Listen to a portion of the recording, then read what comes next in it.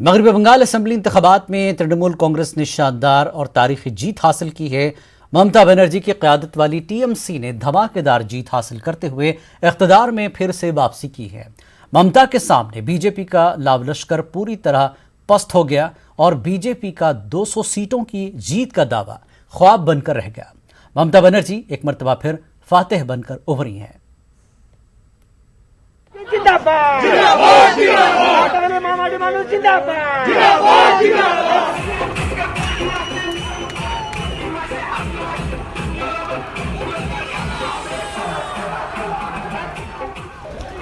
मगरबी बंगाल में एक मर्तबा फिर तृणमूल कांग्रेस ने जीत का झंडा गाड़ दिया है।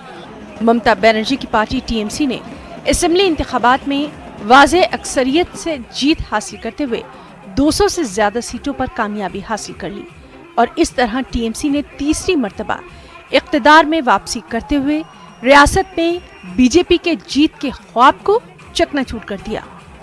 ममता बनर्जी इंतखाबी मुहिम में टीएमसी की तरफ से चट्टान की तरह खड़ी रही और उन्होंने बीजेपी लीडरों का अकेले दम पर मुकाबला किया और अपनी पार्टी की जीत को यकीनी बनाया। 10 साल तक हुकूमत में रहने के बावजूद ममता का जादू लोगों के सिर चढ़कर बोला। कहीं भी एंटी इनकम्बेंसी नजर नहीं आई। ममता के कई पार्टी लीडरों ने चुनाव से पहले पार्टी को हालांकि खैराबाद भी कहा, बीजेपी का दामन थामा, लेकिन ममता मैदान में अकेले डटी रही और बिलाखिर मैदान मार लिया। हालांकि बीजेपी ने ममता हुकूमत को इक़्तिदार से बेदखल करने की कोई कोर कसर बाकी नहीं छोड़ी, लेकिन वो इसमें नाकाम ही रहे। बीजेपी लगातार दावे कर रही थी कि वो बंगाल में 200 से ज्यादा सीटें हासिल करके हुकूमत तश्कील देगी, लेकिन तमाम दावे धरे के धरे रह गए। बंगाल की आवाम ने, बंगाल के लोगों ने बीजेपी को नकार दिया।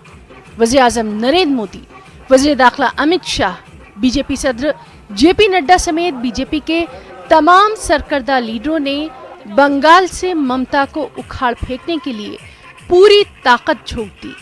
पीएम मोदी और अमित शाह ने तशहीरी मुहिम के दौरान वोटरों से कई वादे किए, लेकिन ये सब बेअसर रहा।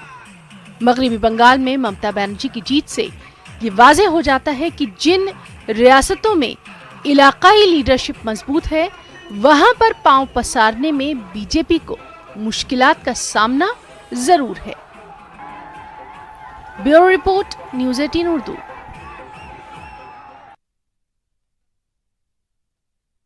रियासत के आवाम का शुक्रिया अदा किया। ममता बनर्जी ने कहा कि बंगाल के लोगों की जीत है। उन्होंने लोगों से अपील की कि वो जीत का जुलूस न निकालें, मास्क पहने और समाजी फासलों का ख्याल रखें, चूंकि कोरोना के खिलाफ जंग जीतना हमारी अव्वलीन तरजीह है।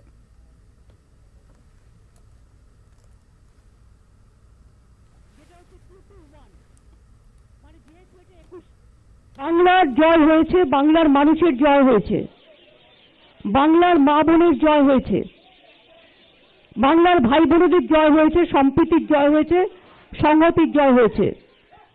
বাংলা আজকে সারা ভারতবর্ষকে বাঁচিয়ে দিয়েছে। বাংলার এই জয় সারা ভারতবর্ষের মানুষকে আমরা অভিনন্দন জানাচ্ছি। যেহেতু Covid is my first priority, কোভিডটা বাড়ছে, আমরা কদিন ধরে কাজ করছিলাম এবং করছি। কোভিডের জন্য আমাকে ইমিডিয়েট কাজ শুরু করতে হবে, আমি অলরেডি করছি, আমাদের অফিসাররাও করছেন। এবং এটুকু আমি নিশ্চয়ই বলবো, বিনা পয়সায় ভ্যাকসিন আমরা সবাইকে দেব।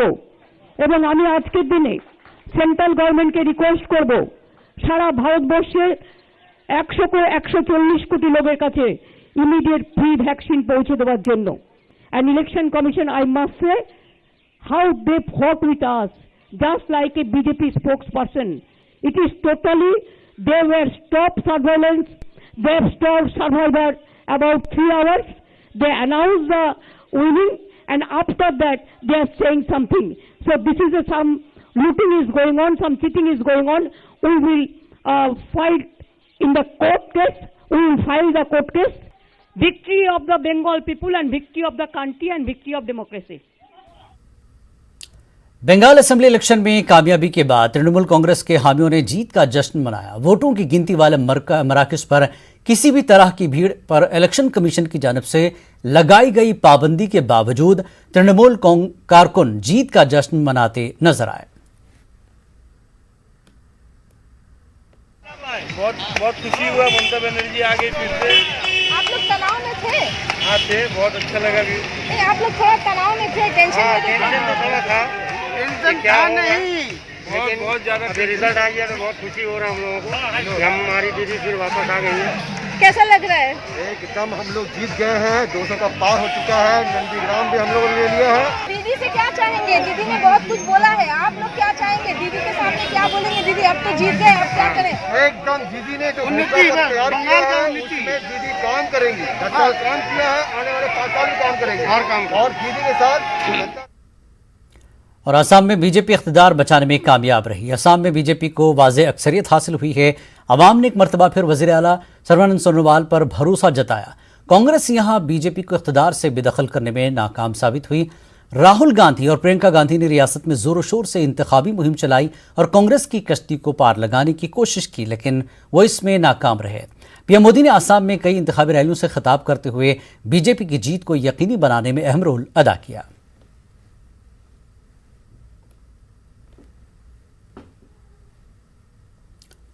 केरल में लेफ्ट डेमोक्रेटिक फ्रंट ने शानदार कामयाबी हासिल की है।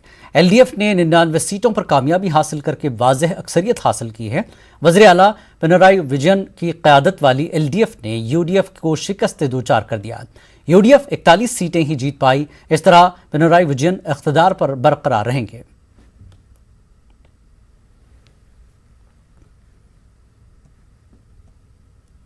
सीपीआईएम लीडर यूसुफ तारिगामी ने केरल में एलडीएफ की शानदार जीत पर केरल के अवाम को मुबारकबाद दी।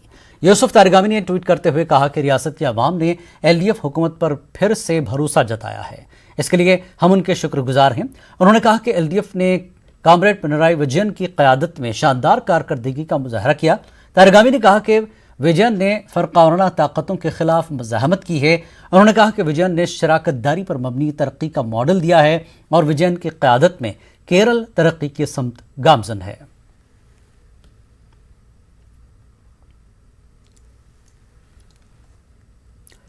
और वहीं नंदीग्राम में ममता बनर्जी को हार का सामना करना पड़ा। शुभेंदु अधिकारी ने ममता को 1600 से ज्यादा वोटों से शिकस्त दे दी। सबकी नजरें इस हाई प्रोफाइल सीट पर टिकी हुई थी। कांटे की टक्कर में बीजेपी के शुभेंदु अधिकारी ने बिलाखिर ममता को हरा दिया। समाजवादी पार्टी लीडर अबू आसिम आजमी ने बंगाल, केरल, तमिलनाडु के नताज पर खुशी का इजहार करते हुए सेकुलर जमातों की जीत पर मुबारकबाद पेश की। मगरबी बंगाल में तृणमूल कांग्रेस की जीत और बीजेपी की हार पर ममता बनर्जी को मुबारकबाद पेश की। अबू आसिम आजमी ने तमाम सेकुलर लीडरों को एक प्लेटफॉर्म पर आकर नरेंद्र मोदी का मुकाबला करने की अपील की। राज्यों के इलेक्शन में सबसे ज्यादा अगर कहीं कंपटीशन था, जो शेर शराबा था, पूरे देश का सेंट्रल गवर्नमेंट के पूरे तमाम के तमाम बीजेपी के लोग, तमाम मिनिस्टर जाके बंगाल में बैठे हुए थे। उसके बाद भी ममता बनर्जी की जीत पे मैं बहुत बहुत बधाई देना चाहता हूं पूरे देश को। और लेफ्टिस्ट सीपीआईएम केरला में जीत के आए, मैं उनको बहुत बधाई देना चाहता हूं। मुझे खुशी है कि डीएमके वापस वहाँ जीत कर आई है तमिलनाडु में, मगर मुझे हमें अफसोस ज़रा थोड़ा सा है कि कैसे लोग हैं आसाम के, पांडिचेरी के, जो लोग पहचाने नहीं आज तक बीजेपी को, जिन्होंने इस देश को बर्बाद कर दिया। जो कोविड में लोग मर रहे हैं और वो हमारे प्रधानमंत्री लोगों को बचाने के बजाय जाकर इलेक्शन लड़ रहे हैं। देश के अंदर कहीं वैक्सीन नहीं मिल रही है और ये वैक्सीन बाहर दूसरे मुल्कों को भेज रहे हैं। आज ऐसे लोगों को दिल्ली की गद्दी पर बिठा करके मुझे लगता है कि डॉक्टर भीमराव अंबेडकर की आत्मा को आज जो है बेचैन कर रहे हैं वो लोग जो बीजेपी को वोट दे रहे हैं। मुझे बहुत अफसोस है कि इन राज्यों जहाँ जहाँ बीजेपी चुनकर आई है, और मैं अभी अखिलेश यादव जी से भी कहना चाहता हूँ कि आप निकलिए बाहर, मैदान खाली है। कांग्रेस का नेतृत्व बिल्कुल ख़त्म हो चुका है। देश पुकार रहा है कि हमें कोई अच्छी बड़ी पार्टी चाहिए। शरद पवार साहब, अखिलेश साहब जी, लालू जी और जो लोग भी बीजेपी जैसी सांप्रदायिक पार्टी के खिलाफ लड़ रहे हैं, इन सबको एक ऐसी स्ट्रेटजी बनाई जाए कि बीजेपी जैसी पार्टी जो इस देश में सिर्फ धर्म के नाम पर लोगों को बेवकूफ बना रही है। वक्त एक ब्रेक के बाद फिर लौटेंगे। इस बात इंडिया में एक बार फिर आपका खैर मकदम। कर्नाटक के रायचूर जिले के मस्की असेंबली हलके के ज़मीनी इंतखाबात में कांग्रेस उम्मीदवार बसवन गौड़ा ने जीत हासिल की है। बसवन गौड़ा ने बीजेपी उम्मीदवार प्रताप गौड़ा पाटिल को 30,641 वोटों से शिकस्त दे दी। बसवन गौड़ा ने जीत के बाद मीडिया से बात करते हुए कहा कि हकीकत में ये मस्की असेंबली हलके के आवाम की कामयाबी है। उन्होंने कांग्रेस को कामयाब करने पर आवाम का शुक्रिया अदा किया।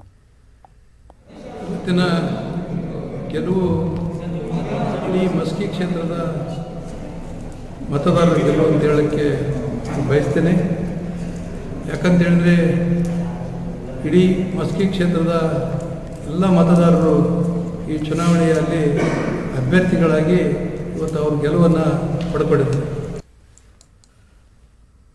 महाराष्ट्र के एवत महल में अब्दुल जब्बार और शेख अहमद नामी दो मुस्लिम नौजवान इंसानी खिदमत की बेहतरीन मिसाल पेश कर रहे हैं।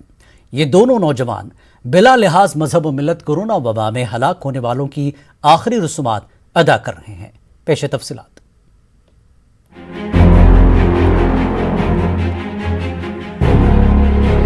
कोरोना एक ऐसा वबाई मर्ज है जहां कोरोना से मुतासरा इंसान को इसके अपने ही छोड़ जाते हैं। इतना ही नहीं, अगर इनका कोई अपना भी कोरोना से मर जाए तो आखिरी रसूमात भी अदा नहीं करते। गुज़िश्ता एक साल में ऐसे कई मामले सामने आए हैं। पिछले एक साल में इंसानियत और कौमी एकजहती की कई मिसालें भी देखने को मिली। ऐसी ही इंसानियत की मिसाल महाराष्ट्र के एवत महल में देखने को मिली, जहां अब्दुल जब्बार और शेख अहमद नामी दो मुस्लिम नौजवानों ने कोरोना से मरने वाले अब तक 927 हिंदू अफराद की उन्हीं के मजहबी रस्म व रिवाज के मुताबिक आखिरी रसूमात अंजाम दी।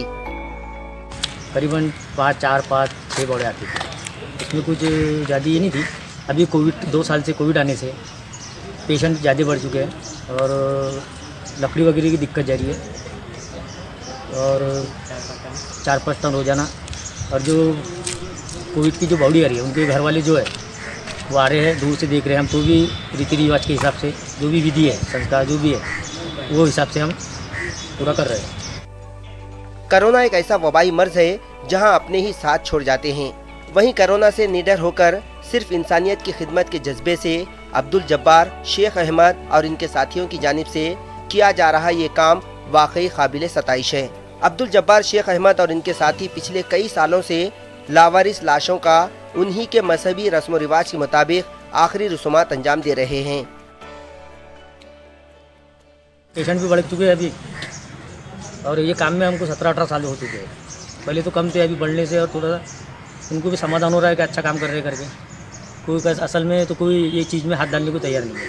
हम लोग हैं 4-5 लड़के। अब्दुल जब्बार, शेख अहमद जैसे हजारों नौजवान आज मुल्क में कोरोना से जारी इस लड़ाई में पेश नजर आ रहे हैं। इंसानियत के नाते कोरोना मरीजों की खिदमत कर रहे हैं। समाज को मजहब के नाम पर बांटने वालों और समाज में जहर घोलने वालों को इन नौजवानों से सबक सीखने की जरूरत है। न्यूज़ 18 उर्दू के लिए एवत महल से खमर खाजी की रिपोर्ट। और अजमेर में कोरोना के बढ़ते केसों के बाद सेहत का निज़ाम मफलूज होता नजर आ रहा है। मरीजों को जवाहरलाल नेहरू अस्पताल में कोई सहूलतें नहीं मिल पा रही हैं। मरीजों को लाने वाली एम्बुलेंस को अस्पताल के गेट के अंदर ही दाखिल नहीं होने दिया जा रहा है। ऐसे में एम्बुलेंस ड्राइवर मरीजों को घर वापस छोड़ रहे हैं। एक ऐसा ही नज़ारा देखने को मिला फायर सागर रोड पर। अरवाली के रहने वाले विनोद बंसल की तबीयत खराब हुई तो 108 नंबर पर एम्बुलेंस को फ़ोन किया। एम्बुलेंस आई और मरीज को लेकर अस्पताल गई, लेकिन वहां पर मौजूद पुलिस एहलकारों ने अस्पताल के गेट के अंदर ही नहीं जाने दिया। मजबूरी में रिश्तेदारों को मरीज को घर वापस लाना पड़ा। को 1-1.5 घंटे पहले कॉल आया था जयपुर से कि अरावली नगर में एक पेशेंट है जिनका ऑक्सीजन लेवल कम हो गया। तो हमारे पास में कॉल आई, हम रवाना हो गए और हम वहाँ पर पहुँचे तो उनका ऑक्सीजन लेवल वाकई कम था। तो ऑक्सीजन लगाई हमने उनको। ऑक्सीजन लगा के फिर जेलन के लिए रवाना हुआ और जेलन आए तो यहाँ पे एंट्री नहीं दे रहे हैं। अब जेलन में बोल रहे हैं कि यहाँ पे बेड फुल हो रखे हैं, तो आप पेशेंट को अभी अंदर नहीं ले जा सकते हैं। अभी हमारे को मना कर रहे हैं अंदर ले जाने के लिए और अभी पेशेंट एम्बुलेंस में है। कर्नाटक में कोरोना के कहर से हालात संगीन हो चुके हैं। राजधानी बेंगलुरु में कोरोना के सबसे ज्यादा नए मरीज मिल रहे हैं। न सिर्फ बुजुर्ग नौजवान भी इसकी जद में आ रहे हैं। इन मुश्किल हालात और संगीन सूरत हाल पर बेंगलुरु के नौजवानों ने कुछ इस तरह अपने ख्यालात का इजहार किया।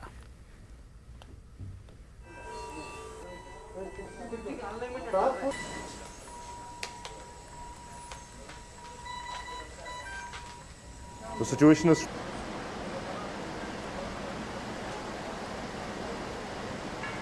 नाम के साथ मेरा अपने नाम शरीना है। मैं कोविड वॉरियर में एक मेंबर हूँ। तो अभी जो सिचुएशन है बेंगलोर ने कभी ये सिचुएशन देखा नहीं है। लास्ट टाइम जो कोरोना हुआ था उससे भी ज़्यादा एक्सटेंट में ये सब फैल रहा है। तो मैं रिक्वेस्ट करना चाहती हूँ सारे ग्राहक को कि सारे व्यूअर्स को कि आप kindly be at home, stay safe, और आपको जो भी मदद चाहिए तो आप प्लीज़ कंसल्ट कीजिए। वॉरियर्स हैं, कोविड वॉरियर्स हैं और वॉलंटियर्स हैं जो हम लोग घर में बैठ के ही काम कर रहे हैं। बेड्स मिलना बहुत मुश्किल है, बहुत ज़्यादा मुश्किल हो गया है। बहुत पैसे देना पड़ता है, या तो गरीब को कहीं पे भी बेड्स नहीं मिल रहे हैं। हालत बहुत गंभीर है। तो मैं क्या बोलना चाह रही हूँ कि आप नेसेसरी प्रिकॉशंस ले लो, प्रिवेंशन कर लो अपने आप को, और मास्क पहनो, डिस्टेंस मेंटेन करो। बाहर जाओगे तो कम करो बाहर जाने का, और घर में ही आप स्टीम ले लो। स्टीम से बहुत उपयोग है, स्टीम करो और तुलसी का पानी पियो। और आप बहुत एहतियात करना है, बाहर मतलब ज़्यादा लोग मत जमो। और मैं ये बात करना चाहती हूँ, क्या काम करते हैं और किस तरह आप अवेयरनेस पैदा करें। मेरा नाम आमिर है। I am part of Covid team Bangalore, emergency team. So we have been addressing about 1,000 patients daily. So honestly, we are finding it very difficult to get the beds. There are almost 3,000 requests. So I request everyone to stay at home and wear mask even when you are in the house. Maintain social distance, sanitize yourself, and I request everyone not to panic when you are tested positive. The moment when you are tested positive, kindly consult your family doctor, seek his advice, get in touch with BBMP, register yourself. Then only if the saturation level goes below 90, that's when you would need an oxygen. But before that, I think you guys can manage it on your own. So it's a request, don't panic. So you can actually get yourself better being at home also. You don't have to rush to the hospital, and just immediately isolate yourself and be away from kids and your elderly people. तो क्या situation है? बिल्कुल ये सिर्फ ऐसा नहीं बोल सकते कि सिर्फ ये बुजुर्गों को आती है। ये सेकेंड वेव जो है, ये जो डबल म्यूटेंट है वो बहुत ख़तरनाक है।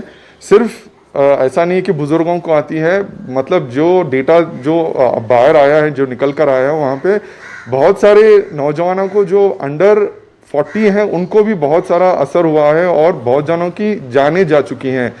मतलब ये बहुत दुख होता है कि जो अपने घर के जो ब्रेड विनर्स हैं उनको उनको ये भिड़ना पड़ रहा है। ये तो इसीलिए सबसे ये अपील है कि अपनी जान बचाइए, जान बचाना वाजिब है। स्टे होम, जान है तो जहान है। स्टे होम, स्टे सेफ, और दूसरों का जितना हो सके उतना ख्याल रखिए। इस कोरोना में जो है काफ़ी हालात ख़राब हो चुके हैं। हॉस्पिटल्स में ऑक्सीजन की अवेलेबिलिटी नहीं है। काफ़ी सारे लोग जो है ऑक्सीजन की कमी की वजह से जो है बहुत तकलीफ उठा रहे हैं।